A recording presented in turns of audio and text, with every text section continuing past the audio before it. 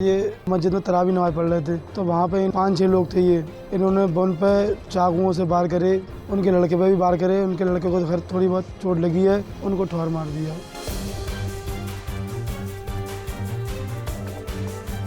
वो मना कर रहे थे मगर इनका जोर जबरिया निकाह करवाया हमारे मामू के लड़के के साथ में। वो लड़की रहती रही 6 महीने, फिर अपनी मर्जी चली आई। लड़का बाहर रहता था, फिर इन पर मुकदमा कर दिया था अपने ससुर पे, अपने आदमी पे, जो आज ख़त्म हो गए हैं। उनको ऊपर 76 का मुकदमा लिखवा दिया था। यूपी के जिला बरेली में रमजान के दौरान मस्जिद के बाहर कत्ल की रोंगटे खड़ी कर देने वाली वारदात हुई है। सीबीगंज थाने के इलाके सरनिया में जामा मस्जिद से रात तरावी की नमाज पढ़कर निकल रहे समधी को फरसे और चाकुओं से मौत के घाट उतार दिया गया। हमलावर घेरकर वार पर वार करते रहे और नमाजी डरकर भागते रहे। बुरी तरह लहूलुहान करने के बाद सभी फरार हो गए। इस सनसनीखेज वारदात से सरनिया में खलबली मच गई। सूचना मिलने पर पुलिस पहुंच गई। तब तक घायल बाप बेटे को उठाकर इलाज के लिए अस्पताल ले जाया गया था। डॉक्टरों ने हाथ रखते ही बता दिया कि मौत हो चुकी है। उनका बेटा घायल है, भाग जाने की वजह से उसकी जान बच गई। पुलिस ने इस खौफनाक वारदात को लेकर पूछताछ शुरू कर दी है। साफ हुआ कि 45 साल के तौहीद अली का कत्ल हुआ है। दिल्ली में कबाड़ का काम करते थे। उनके बेटे जाहिर अली से आरोपी दबीर हुसैन की बेटी का निकाह हुआ था, लेकिन बाद में अलगाव हो गया। दबीर हुसैन की बेटी ने तौहीद अली उनके बेटे के खिलाफ मुकदमा दर्ज करा दिया। तब से वो अपने मायके में रह रही थी।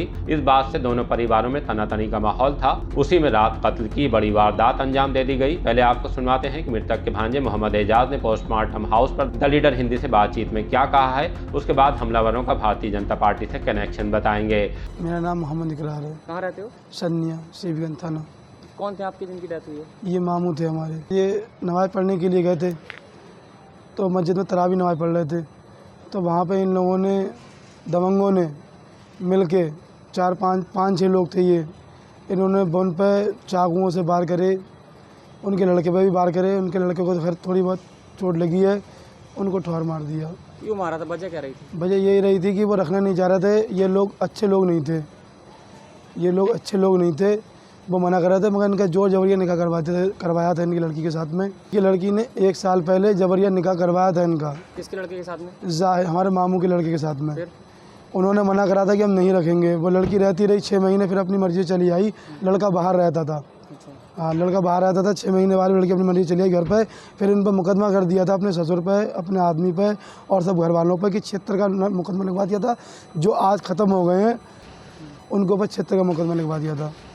तो वो आज जो है, कल ऐसा हुआ कि उनको ख़त्म ही कर दिया। परसों मारा था 2 दिन पहले। कहाँ पर मारा था? कहाँ से आ रहे थे? 2 दिन पहले सीबीगंज मारा था उन्हें। फिर उसके 3-4-5 लोगों ने वहाँ पर, कुछ लोगों ने बचा लिया। ये बच गए थे, जान बचा के भागे थे वहाँ से जाते से। बहुत बुरा मारा था। उसके बाद कल मस्जिद पे घेर के जब नमाज़ पढ़ के निकले थे ये लोग, तो हमारे मामू तो इनको मारा। तो उसके बाद वो लड़का ही भागते हुआ आया, हम भी लोग आए तो इतनी देर में उन्हें मार दिया। करते क्या थे ये फेरी करते थे कबाड़े की दिल्ली में। कौन कौन लोग हैं मारने वाले? दबीर हैं और उनका लड़का नाजिम है, आजम है, मुनाजिर है, इकराम है और कुछ लोग जो सहयोगी थे उनने भी हाथ पकड़वा के जबरिया मरवाया है इन्हें। कोई हत्या नहीं आया सर अभी। बाकी तो प्रशासन साथ में है। रात तो काफ़ी पूरी टीम आई थी और गए भी थे वहाँ पर, मगर वो लोग भाग गए थे।